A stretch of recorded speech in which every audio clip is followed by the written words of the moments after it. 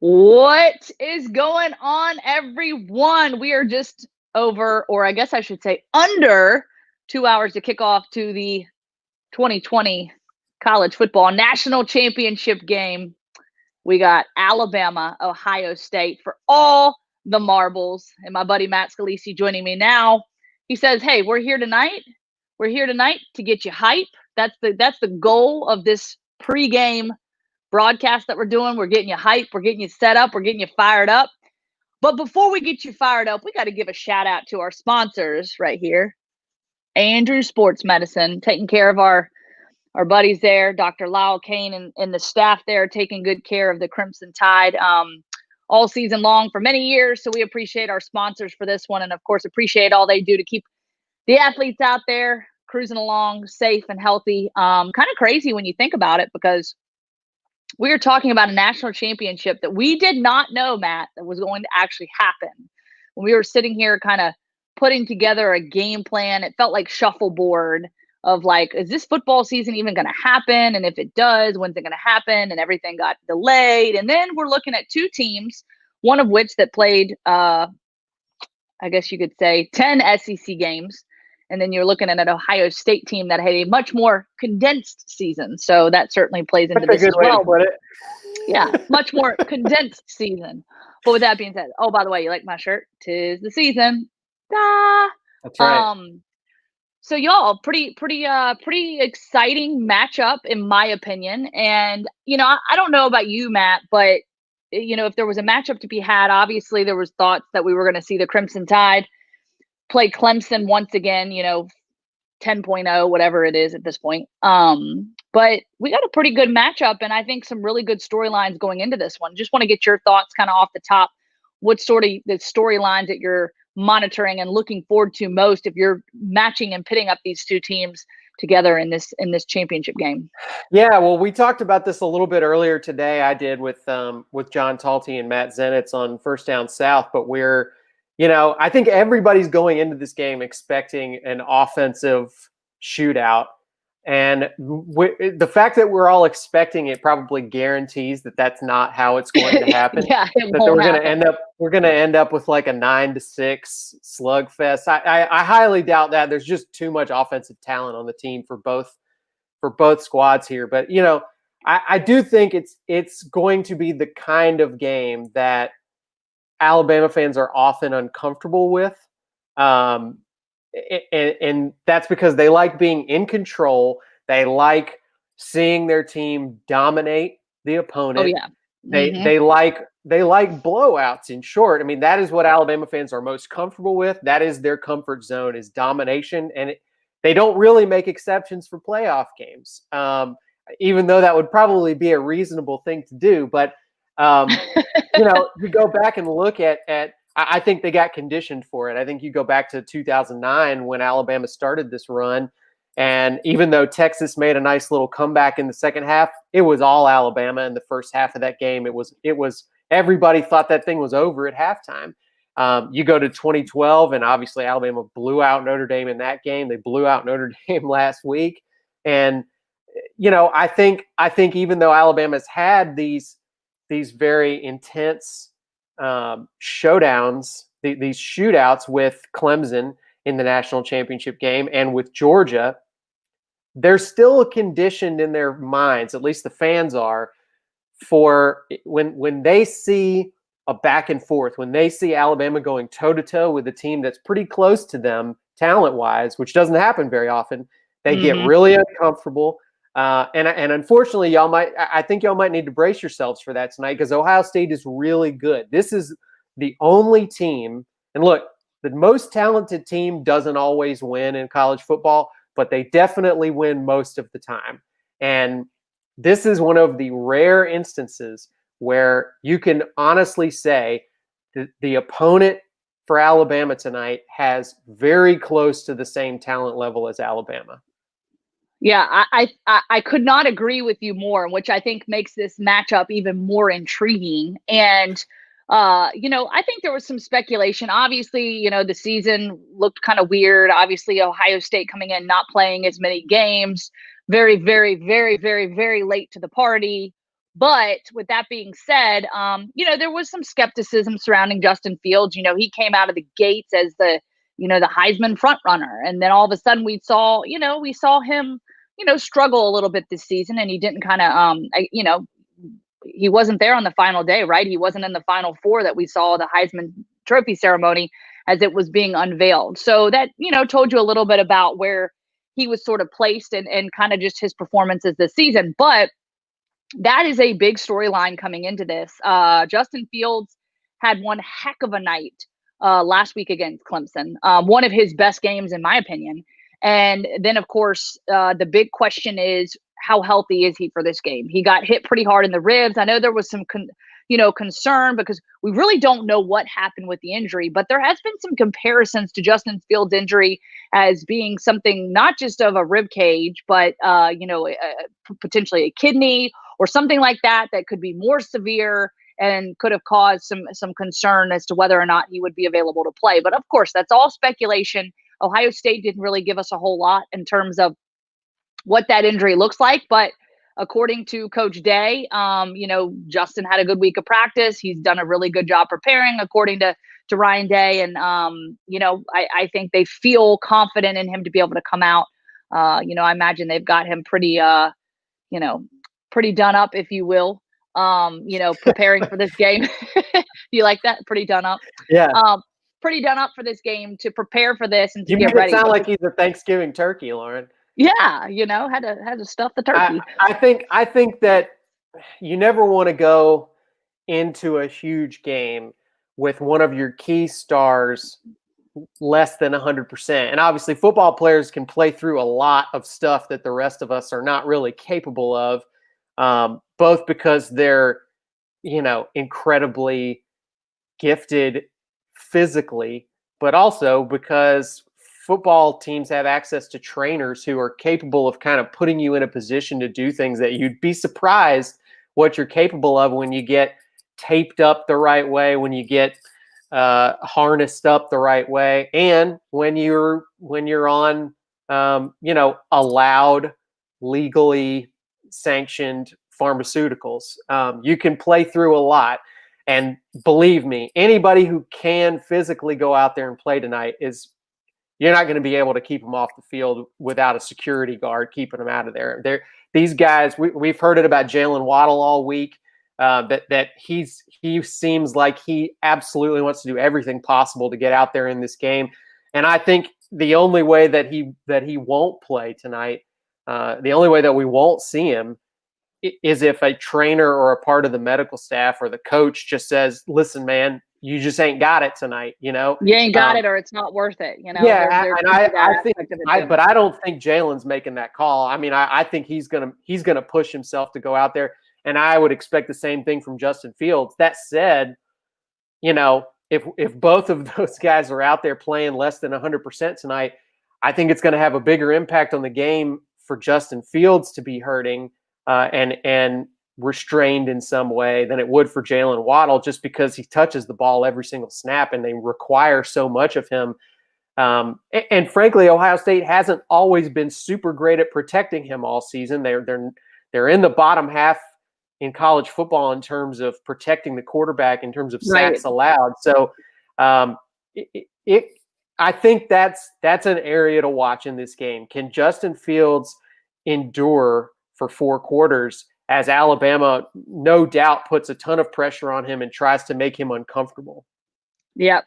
Yeah, exactly. And I think that, that's kind of the situation here. And I've seen some commenters sort of weighing in on this, not feeling confident that Ohio State is 100%, which could obviously play into this substantially, but Alabama's down potentially, some players. Obviously, Jalen Waddle is not the only one that's still a game time decision. Malachi Moore on the defensive side of the football, a big key piece for this Alabama defense, who is tremendous. Obviously, the true freshman going out there doing some really great stuff, for this team. But he was unavailable to play against Notre Dame, may or may not play tonight. But there is a lot to be said about sort of that uncertainty, because we do know going into this week, the concerns for Ohio State were not just Justin Fields, but there was some issues with COVID. And so there were some thoughts potentially that the game. There was discussions that the game could get pushed to next Monday, but obviously after the final test results came in and everything was talked about, but that still did not clarify or help us to quite understand where exactly the COVID issues were. And if there's those issues, even though they may not have canceled the game, you could still, in theory, have 3 or 4 players out due to COVID. We don't know that at this point. That has not been given. That has not been indicated to us. So I would be curious to know what that starting lineup looks like, how it compares to last week, and there's a lot obviously hanging in the balance here, and obviously on the line. So there's a lot of moving parts there. So those are kind of the bigger storylines coming into this from the offensive standpoint. And I guess we'll kind of break down each side, and then we'll obviously get you guys on your way. But, you talk about the offensive side of the football. I think both of these offenses are very explosive. Like you said, we're all expecting a big, offensive performance from both teams, both top 6 for both total offense, scoring offense. So I do think it's going to be a fun game to watch. If there's a game to watch in this one, we all love offenses, right? We all love watching high scoring offenses, not the stymieing, 13-10 final score type deal. Some people like that, Lauren. Some people like defense, Yeah, true. I get it. Alabama's probably not your team this year, though, if you don't like to see touchdowns get scored. Now, I was going to say, not your team. When you got the trio, and it could be, what do you call it? Not a trio, a quadruple-o? What's it called? A quartet would be a quartet. That's right. Quadruple-o. Like a barbershop quartet. Yeah, you got a quartet. So you could have a quartet right now. You got Jones, Najee, Devontae, Waddle. And, again, even if Waddle does play, I'd be curious to know what his availability will be, and how much we'll actually see him, because I do think you got to be a level of concern that you don't want to overdo it, especially if they've played this way. I was listening to John Parker Wilson, former quarterback for the Crimson Tide. Obviously, we've worked with him quite a bit at AL.com. The one thing that's kind of good about the situation of him potentially coming in, this team did not expect to get him back. They've been playing perfectly fine without him, and so really getting him back, kind of like icing on the cake. Nothing crazy. I think it would be like, hoorah, awe-inspiring. Oh my gosh, we get Waddle back. But in some ways, I think they're probably excited to also get Waddle back for Waddle's sake. The poor guy gets hurt, can't play his last season at Alabama. And, it's hard. It's hard to watch that. And it's hard to be part of a team when one of your best guys goes down like that. But with that being said, I think that would certainly be icing on the cake. With that also being said, I'm curious to kind of see how Ohio State's defense steps up against Alabama, because obviously they had a great performance, against Clemson. But here's the deal. Trevor Lawrence was really able to spread the ball out. He was able to create some explosive plays on offense. So I'd be curious to know if Alabama can take advantage of that, obviously with the Buckeyes, and in somewhat of the same way, spread it out, dump it off to Najee, get some short passes to Najee in the short game, and just sort of see what they can produce on the ground and obviously in the air as well. Yeah, I mean, look, I think that what we've said about this Alabama offense all year long is that the reason they're so dangerous is that they can beat you 5 different ways.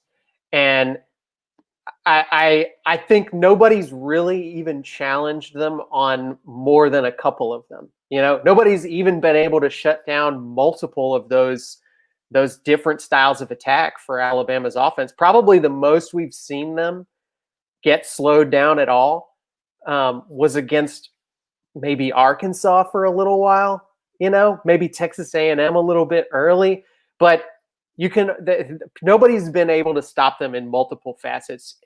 I think Ohio State's going to have to pick their poison. And I think most teams would say the way that we would choose to try and defend this Alabama offense is don't let them go over the top on us. Don't let them have huge explosive downfield plays. Make them eat it one bite at a time, and then hope you can hold them in the red zone. And, Ohio State's got a lot of great players that can maybe, if once we condense the field, once you're not giving Alabama players the advantage of having space to work with, maybe you can make something happen. Maybe you get to the ball before Devontae Smith does. Maybe you can close the gap before Najee Harris can get through it. I think that's Ohio State's best shot. I think you have to rely on your team's athleticism because Ohio State's one of the only teams that has the level of athlete that can compete with Alabama at all 11 spots on the field. And I think it's going to be tough for them to do too many times. I think every stop is a huge win in this game for both teams. And we'll have to see. And it may be even more of a win for Alabama to get a stop, even inside the red zone in this game, because we're just finding out that Ohio State is actually going to be without their kicker, Blake Haubeil. I think I'm pronouncing that correctly. Haubeil, their starting place kicker, has announced that he tested positive for COVID-19 and is not going to be available tonight. He did not travel with the team. He has been the starting kicker for the majority of the season. He did miss a couple of games, but I mean, he's 5 of 7 on field goals this year, made all 24 of his extra points. I mean, that's a big deal to be without your place kicker in the biggest game of the year. So in a night where every single point could matter, potentially a big loss there for Ohio State. Yeah, I was about to say that when things can certainly come down to a small margin. And we know, by the way, Alabama's got basically a lock, money in the bank kicker. So you hate to have a disadvantage where your opponent has an advantage. Yep. Well, Ohio State probably telling themselves, we got to get in the red zone and we got to get in the end zone. Forget about the field goals. 3 ain't going to cut it. But I imagine that's the mindset coming in. But yeah, good stuff there. Great update on the kicker for Ohio State being out. He posted on, I guess, Instagram saying he will not be playing due to COVID-19. Kind of interesting because he did say he's asymptomatic.